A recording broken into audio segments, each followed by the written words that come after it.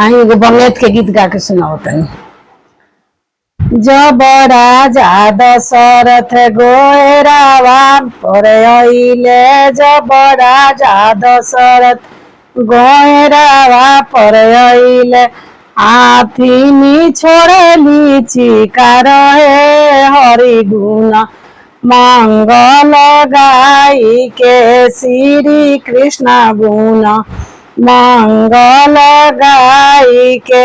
जब राजा दशरथ दुआरिया पर अइले, जब राजा दशरथ दुआरिया पर अइले, हाजमा दौड़वाली हले ठारी हे हरि गुण मंगल गाई के श्री कृष्ण गुण मंगल गाई के।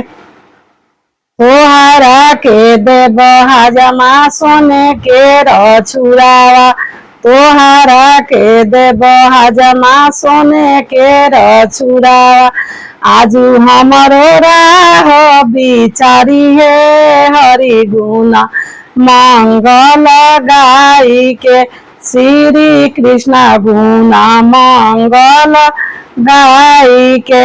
जब बर नेतिया मरुआ बीचे अइले, जब बर नेतिया मरुआ बीचे अइले, पंडित जी पोथिया लिहले ठारी हे हरि गुण मंगल गाई के श्री कृष्ण गुण मंगल गाई के।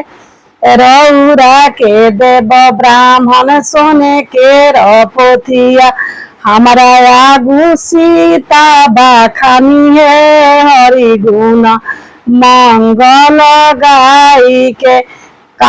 रौरा सीता पुकारे राजा दशरथ, रौरा सीता पुकारी राजा दशरथ, सीता है सूरजवा के जोत है हरि गुण मंगल गाई के श्री कृष्ण गुण मंगल गाई के।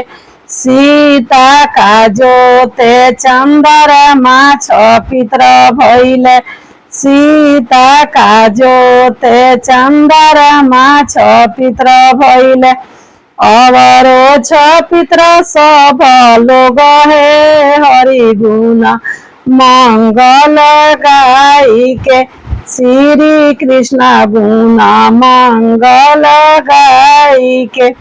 यदि गीत अच्छा लगे तो लाइक कमेंट सब्सक्राइब जरूर करें, कमेंट में बताएं कैसा लगा।